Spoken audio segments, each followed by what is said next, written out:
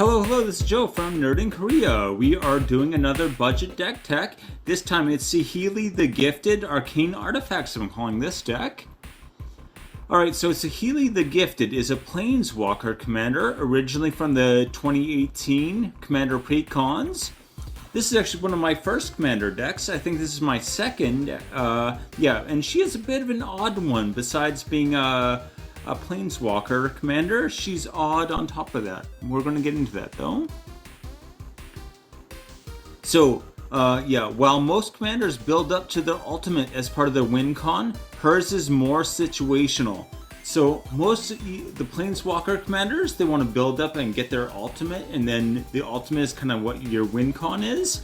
Not really with Saheeli. So yeah. What we're focused mostly on is her second +1 ability. So the next spell you cast this turn costs 1 less to cast for each artifact you control as you cast it. So copying all of your artifacts is the other one. The -7 is for each artifact you control, create a token that's a copy of it.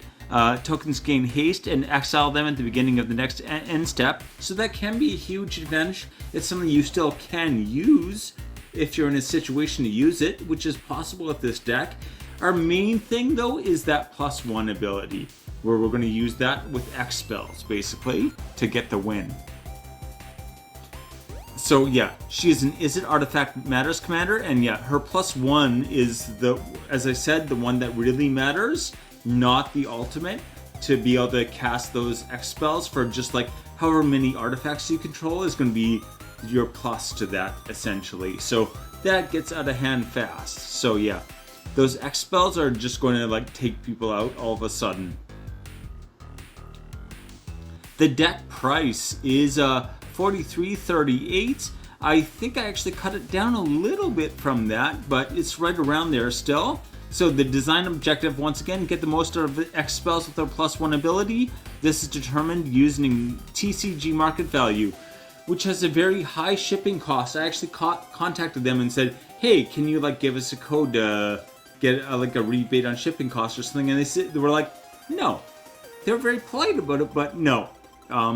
So yeah, there you go. You can order on moxfield.com. That also doesn't let you use Card Kingdom as well. The Card Kingdom price is listed much higher, but their shipping cost is way lower. One of my commenters said it was over $100 in shipping from CCG. So yeah, the Card Kingdom is probably actually cheaper by the end of it. Okay, so part 1. About the commander. So about Saheeli the Gifted. Alright, so she is, once again, an Is It commander, and she is 4 CMC, which is not the lowest cost, but it's not bad either. I think for a dual color commander, you usually want a bit lower, but that's okay. She can help ramp early and then move into big damage late game. So one thing that is nice, she doesn't really get stuck in one mode in the game. She can transition very easily from like earlier game to later game. She just always has something to do. And yeah, a commander where we can ignore getting her ultimate. A lot of times when people are used to playing against these commanders or these planeswalker commanders, they want to like avoid the ultimate going off. With Saheeli, as long as she stays on the board, we kind of don't care. If we can use her +1, we're happy. Yeah. Remember, commanders also don't get summoning sick, so if you do have to recast her, she's good to go immediately again, okay? The Mana Rig. Okay, looking at some high synergy cards here. This is 3 mana, and whenever you cast a multicolored spell, create a tap Power Stone token. Oh boy. So, it's an artifact with add a colorless, spend this, or this mana can't be spent to cast a non-artifact spell. I thought it could be used for abilities as well. Oh, sorry. Anyway, this is like for non-artifact spell. It cannot be used for a non-artifact spell, so must be used for artifact. I don't know why it doesn't say that. I guess there's, anyway. But yeah, you can really get a whole lot of value out of that. Also, each one of those is, most importantly even, each one of those is an artifact. So Saheeli, you're kind of getting 2 mana out of that. Saheeli's +1 and the mana actually taps 4. We've got such a huge number of artifacts in here, they're pretty safe having a bunch of like mana that is only useful for artifacts. It doesn't hurt you a whole lot anyway. Okay, for XXX tap, again 3x, so whatever, basically for Saheeli you're looking at using her +1, so whatever number of artifacts you have, divide by 3, and that's how many cards you get to look at, right? So look at the top X cards of your library, put 2 of them into your hand and the rest of them bottom of your library in random order. This is so huge, really. You can pretty easily, I think even having 12 artifacts on the board is pretty conservative. If you have 12 or even 10 and put 2 mana in, whatever, you can look at 4 cards, choose 2, put them the other ones to the bottom. Basically, kind of like a scry 4 draw 2, but not quite. All you really need is 6 artifacts, Saheeli's +1, and tap it, and you draw the top 2 cards, no problem, right? Huge card advantage. It gets even better with more and more artifacts because you're doing the card sorting advantage thing. So you're always saying like, what do I need? I need maybe a land and maybe an X spell, and you just go get it. This deck has a huge number of those X damage spells, so I think it has 5 or 6 of them, so it's not hard to stumble on them. Anyway, Saheeli Sublime Artificer. 1 and red or blue, blue or red, whatever. Is it? So basically 3 converted mana cost, another planeswalker, and whenever you cast a non-creature spell, make a 1/1 colorless servo artifact creature token. Servos usually are not a big deal in this because you can just keep pumping them out. You can potentially make a whole bunch of extra mana, basically. For Saheeli's +1 is going to count all of those servos, so if you make like 4 servos, that's 4 extra mana the next turn for 1 big spell. Kind of the downside, I don't know if I went over before, of Saheeli's +1 is that it does all have to go to 1 spell, right? It's not like you can just divvy it out however you want. It is all going to 1 big spell, basically. So that's what's great for those X cost ones. Her -2 can make an artifact into a copy of another target artifact or creature you control. So this can be very useful. Again, you've got those 1/1 servos. If you want to like make it into another creature, you can do that, and then you can just launch it at something. So you choose something that's dangerous, that's going to cause a problem for someone. You make it into a copy of it. You don't have to risk your creature that way, and you just throw the 1/1 tokens. You can just like throw them away pretty easily. Blink Moth Urn. Okay, this is one reason why I want to talk about the limitations of Saheeli's +1 is that, yeah, her +1, 1 spell. You can do it with 1 spell only. Counts as cost reduction for that 1 spell. Blink Moth Urn is going to make colorless mana equal to the number of artifacts you control at the beginning of your pre-combat main phase. Remember, that means it disappears after the pre-combat main phase. As soon as you go to the combat phase, all of that mana is gone. So you have to use it then, but it's going to be a whole pile. So there's one downside, is that it isn't there for the whole turn. The main downside, though, is that this helps everyone. Every player in the game gets this effect. You're going to have way more artifacts than everyone else. You can also avoid that by tapping it. We do have things where we can tap this down. We've got Shimmer Dragon and Blade Whirler Rogue. Either one lets you tap 2 and get some kind of special effect. Shimmer Dragon being much better. Draw a card. Tap any 2 artifacts, draw a card. Pretty much every full turn, you should, or full round, right before your turn comes, you should tap down your whole board if Shimmer Dragon's out and just draw all the cards. And then, yeah, you kind of have card draw sorted for the whole game. Anyway, Saheeli's Directive. So X red, red, red. This also has Improvise, which means you can tap artifacts to add up this cost even more. So reveal the top X cards of your library. So there's the first X, however much you pay in X is going straight to that. It's going to be a whole lot, right? With Saheeli's +1, if you're using that, it's going to be just a massive amount. As long as you can get 10 or higher, you've already got the CMC of every card in the deck. So yeah, you should be able to do that. You may put any number of artifact cards with converted mana cost X or less from among them onto the battlefield. Put the rest into the graveyard. So basically you're going to take all of the artifact cards out of there and you can put them straight into the battlefield without paying the casting cost. Oh boy. And remember, that does not count. It's not like collective X. Like if you have if you pay 10 and you have something that costs 5 and 5 and 5, you can do all 3 of those. It's not limited to 2, right?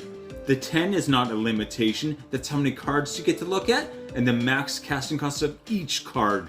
The collected amount of mana, that's actually how I read this the first time and I thought it was not good. It doesn't matter. If you've got like 40 mana's worth of cards in, or CMC of cards in those whatever cards you draw, as long as the individual values are below X, or X or below, sorry, you put them all in. That is a lot of artifacts coming in very, very quickly. That's scary. Yeah. Crackle with power. Okay, so this is XXX and 2 red. XXX is 2 a casting cost that's like detrimental to most decks, right? It's almost unplayable in a lot of decks. Anything that doesn't want X spells, this is like a terrible card almost. So for every 3 mana, it will do 1 damage to 1, it'll do 5 times, yeah. Crackle with Power deals 5 times X damage to up to X targets. So let's say 9 instead, okay? If you're putting 9 in, that's 3, 3, and 3. So 3 targets are each going to take 3 times 3 damage. 15 damage per target already. And that's, again, quite conservative. That's if you put 9. If you have 9 artifacts in and only use her +1, that's what you get out of it. You can very, very easily have, especially after like Saheeli's directive or something, you're going to have a much, much greater number than that. And including all your artifact tokens and stuff like that. I don't even know. I haven't gotten to play. Actually, I added this card to my Saheeli deck, but I haven't got to play it yet, unfortunately. So, okay, on to part 2, the plan, our deck objectives here. Number 1, ramp. Always ramp. Mass artifacts, artifact synergy, and win cons, okay? So, ramp, we've got Power Stone Prodigy. This allows you to pay 1 to draw a card, then discard a card. Not really card advantage, but it's going to come in handy. And whenever you discard 1 or more artifacts, create a tap Power Stone token. This ability triggers only once each turn. You know what? That's fine. Discard an artifact, create a Power Stone token. Again, those tokens are going to help us cast artifacts, and they're going to actually count towards her +1. So that's huge. Skyclave Relic. What I do want to point out is her cost reduction ability can be used for kicker. Okay, so you can potentially cast this for 6 without just using Saheeli's +1. You don't need anything else. So it's indestructible, which is nice. And when it enters the battlefield, if it was kicked, create 2 tap tokens that are copies of Skyclave Relic. And then tap for add 1 mana of any color. So you're going to have 3 indestructible power rocks, or mana rocks. I'm thinking Power Stone and Mana Rock together. Mana rocks that can tap for any color. We only care about 2, but that's still huge. Treasure Nabber. So whenever an opponent taps an artifact for mana, gain control of that artifact until the end of your next turn. So all of your opponent's mana rocks are essentially, they get to use them and then you steal them. They become yours until the end of the next turn. Yeah, that's worth 3 mana. Brass's Bounty. For each land you control, better later game, but still, create a treasure token. Treasure tokens are great because we don't actually need to tap them and sacrifice them to get mana, right? Saheeli's +1 is going to count those tokens, and basically you get mana from them without having to tap and sack them. We can just keep them kicking around. Anyway, that's 6 in red for that. And finally, Galazeth, Prismari. So 2, a blue and a red. I keep wanting to say white for some reason. For a flying 3/4, and when it enters the battlefield, create a treasure token. Artifacts you control. All artifacts, including tokens. Those servo tokens that we're using for Saheeli's +1, we can now use as like a mana source as well. Add 1 mana of any color. Spend this mana only to cast instant or sorcery spells. That sounds like a huge limitation. What do we want this for? We want this for the big X spells. Our X spells are just gonna go off the rails.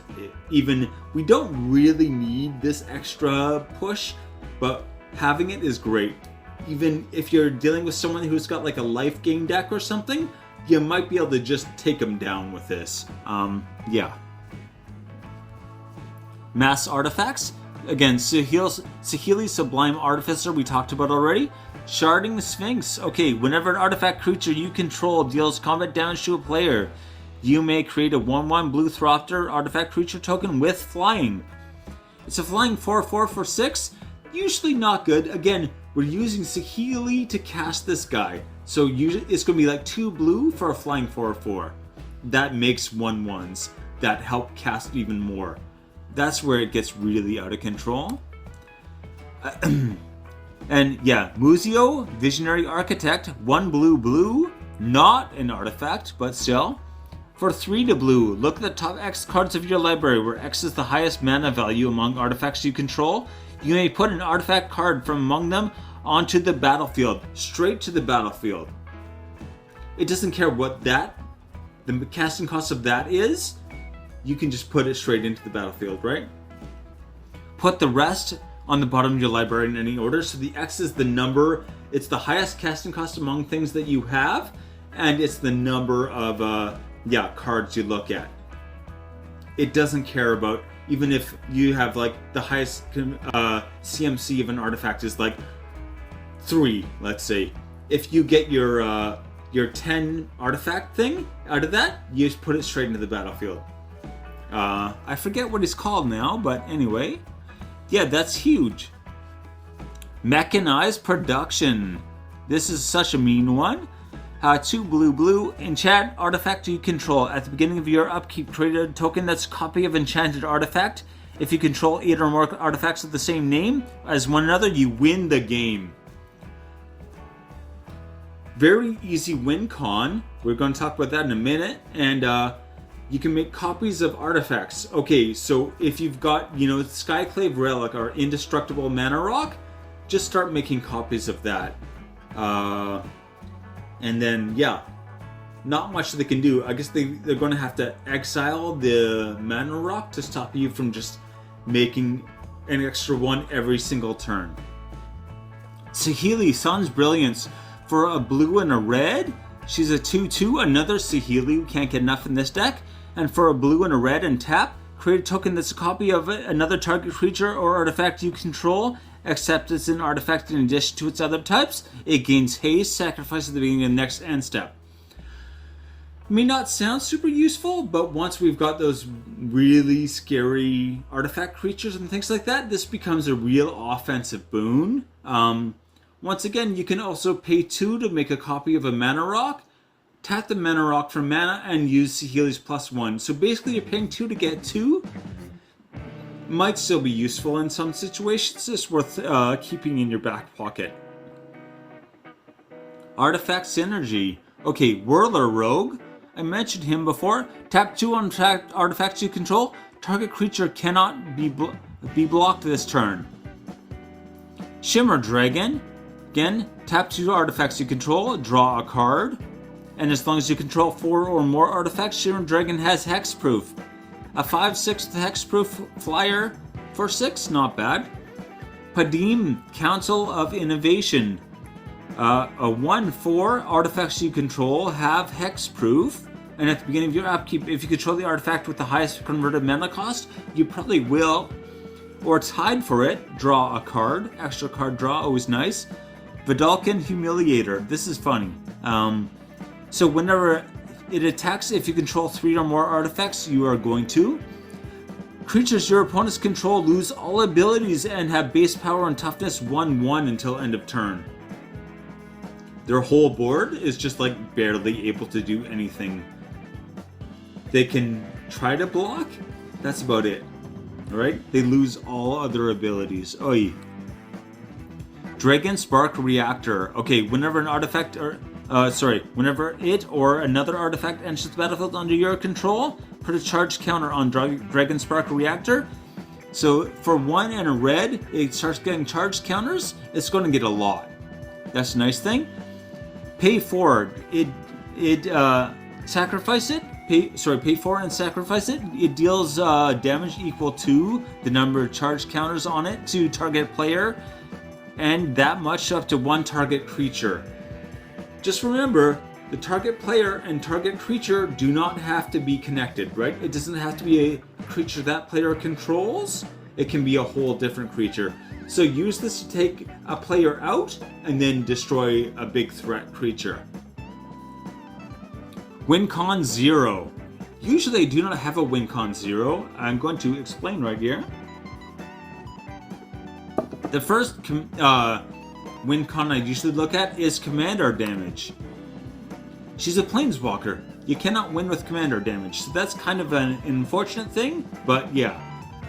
She can't attack, so no commander damage. So WinCon 1 for real, the combat. Colossus of Akros, that's what I was trying to remember. This is an 8 cost, so that's the highest, is 8, not 10. I got confused. For 10, it has Monstrosity 10. Okay, let me take a step back. Defender Indestructible 10/10. Monstrosity 10 for 10 mana. Again, Saheeli can do this. So if the creature isn't monstrous, put 10 +1/+1 counters on it and becomes monstrous. So it's going to be 20/20. Defender Indestructible, and as long as Akros is monstrous, it has trampling and attack as though it didn't have Defender. So it still has Defender, but it pretends it doesn't. So Defender, that can attack anyway. Indestructible, Trample, 20/20. Whew. Reverse the Polarity. This deck has already gone up in value. This used to be one of my go-to budget cards. I should have got like 30 of them when it was cheap. And I did not. I don't know why. I knew this was going to go up, but anyway. 1 blue for choose 1 modal. Counter target spell is one of the modes. Switch target creature's power and toughness until end of turn. Okay.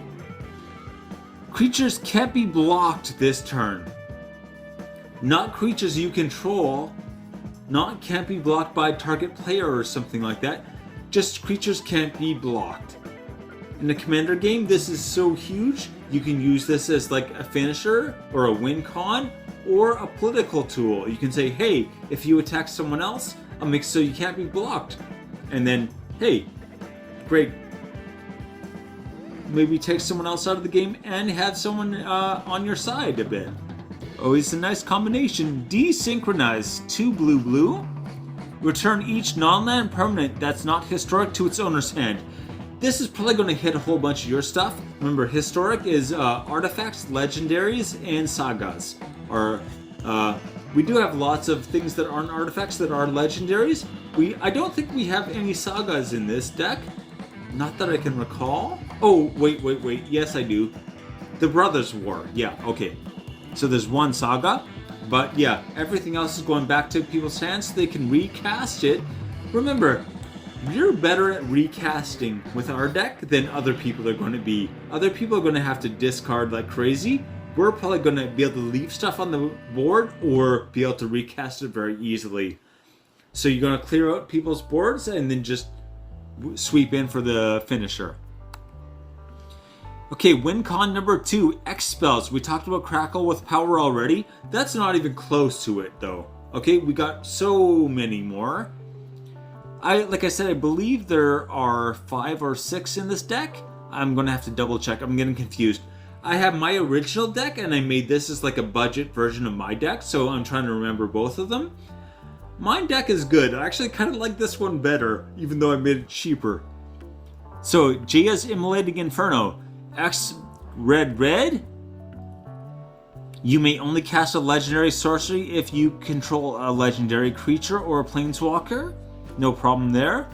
Hopefully, and it deals X damage to target. Of up to 3 targets. So that X cost, whatever you pay, you can target 3 targets. Commander, you have 3 opponents. Game over, right?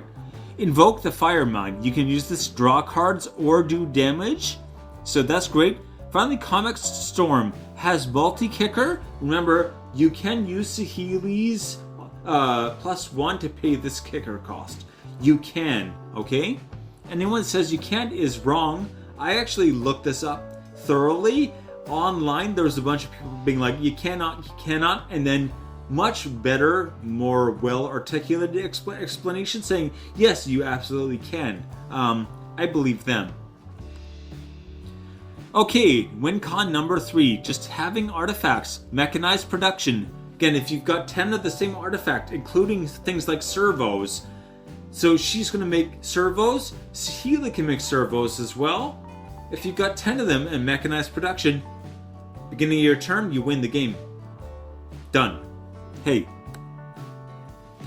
And making people lose. This might even be better. So there's Mirrodin Besieged. And you choose, it's a modal 1. You choose Phyrexian or Mirren. Or Mirren. Helen Mirren. Right. Okay. Anyway. At the beginning of your end step, draw a card, then discard a card. Then if there are 15 or more artifact cards in your graveyard, target opponent loses the game. Remember, we've also got Urza that will let us draw and discard. And if we discard an artifact, we get to make a Power Stone. So both of these are going to let us discard. And I believe, whenever you, even with Urza, if you're discarding them with Mirrodin, if you discard an artifact, you still make a Power Stone token. You don't need his ability to do this. He will always do this. If you're discarding an artifact from whatever source, you get to make a Power Stone every single time. Crazy. And of course, Saheeli's Directive. If you get a whole big board of creatures, and there's a board wipe, or if they're artifact creatures, you're going to throw them all into the graveyard. That's going to be 15 real fast, right? You're going to get to 15, no problem. Part 3, combos and tactics. So this is about getting the most value. Removal. Okay, so we do have Ugin the Ineffable.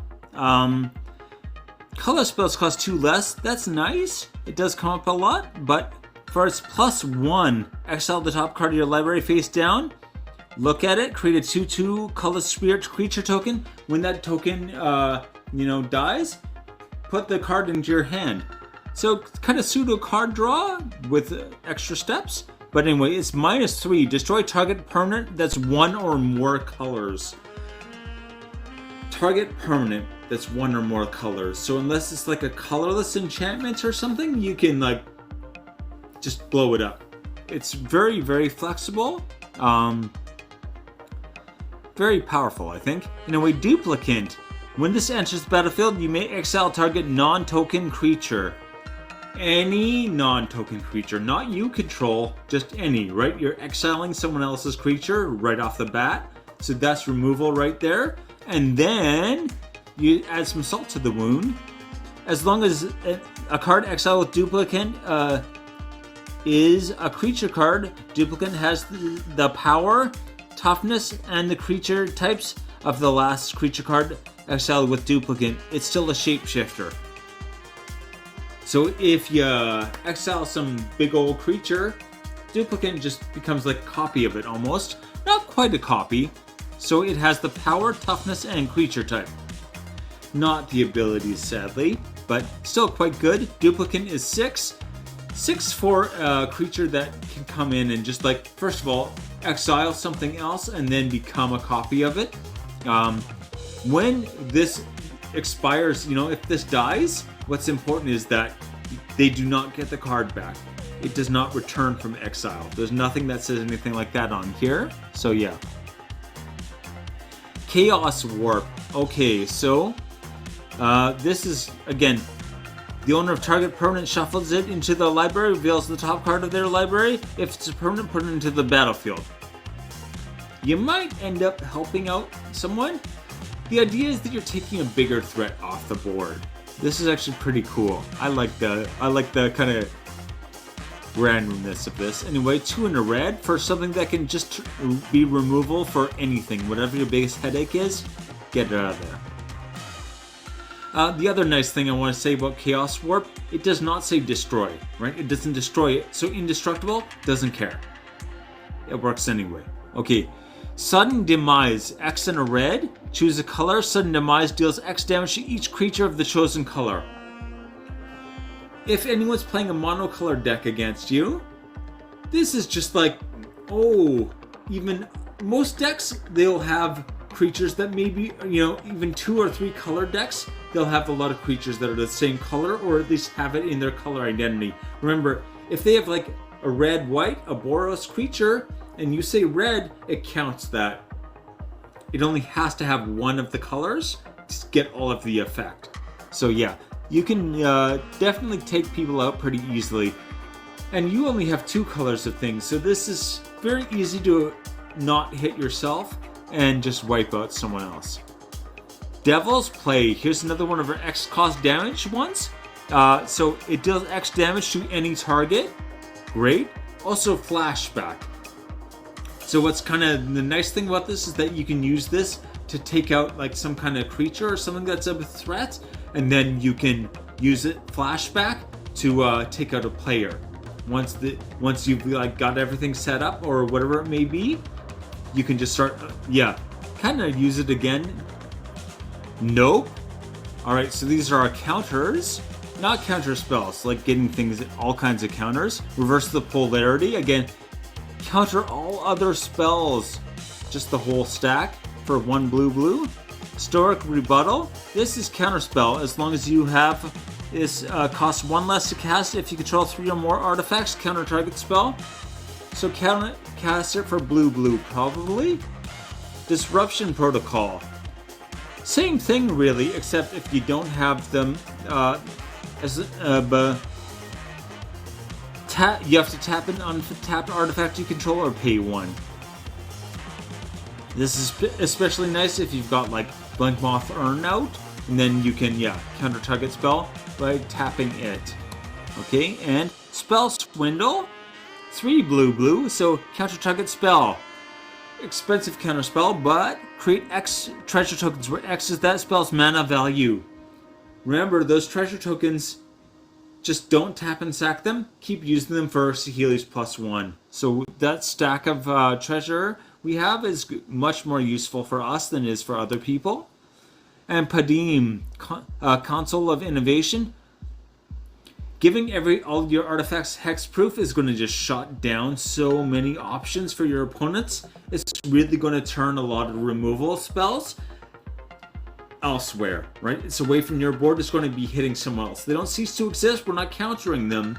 We're being like, hey, over there is easier. Also, our commander is a planeswalker, not a creature. A lot of target removal is going to be targeting creatures or things like that.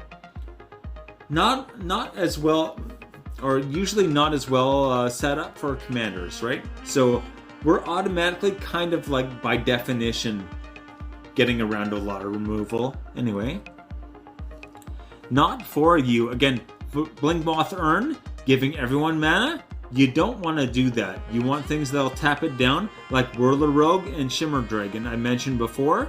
Shimmer Dragon by far my favorite option, but also Disruption Protocol potentially. And Sneaky Board Wipe. So we've got Vidalcan Humiliator. So when he attacks creatures, if you control 3 or more artifacts, creatures your opponents control lose all abilities and at base power and toughness 1/1. So all of your opponents, all of their boards are 1/1, everything. Then Electricity. So yeah, it does 1 damage to target creature you don't control or overload each creature you don't control.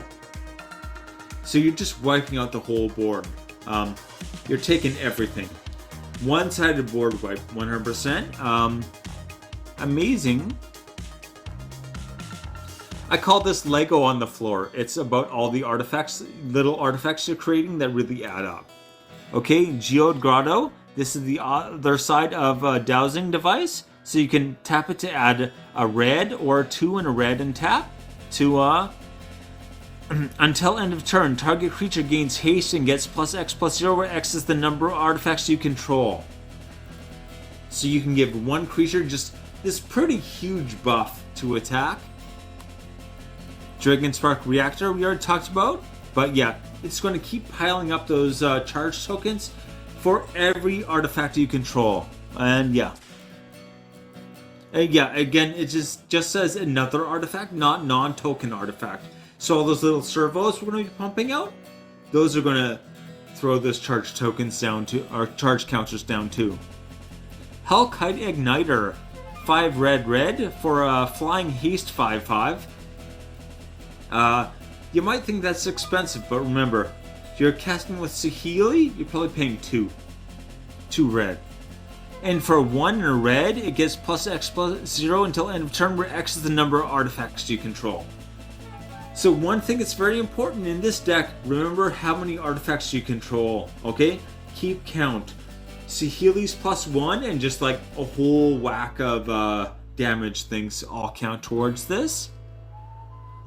Darksteel Juggernaut, once again, indestructible, attacks every turn if able, and its stats are basically the number of artifacts you control.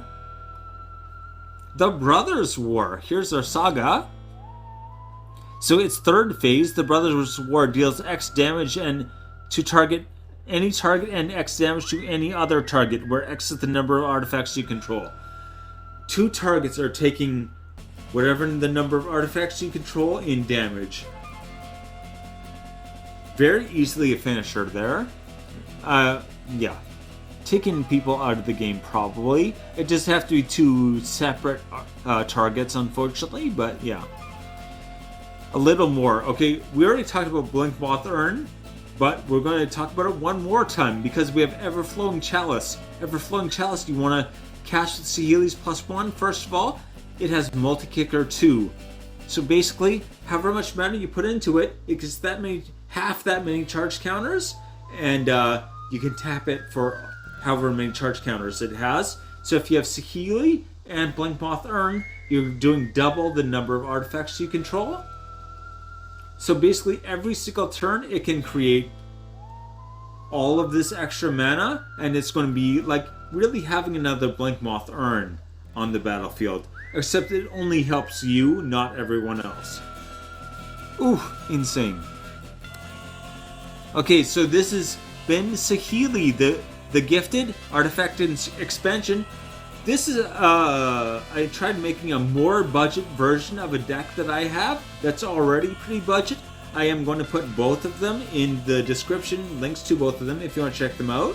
I really like this one. I actually end up changing my Saheeli deck to be more like this kind of downgraded deck. I think it's really interesting. Sometimes when you're like upgrading decks and you're looking at the price actually falls.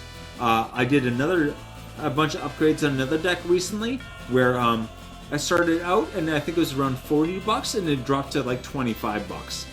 By upgrading actually reduced the value. So as long as you're keeping those budget cards in mind, it's not hard to do to like get more with less investment. Anyway, take it easy.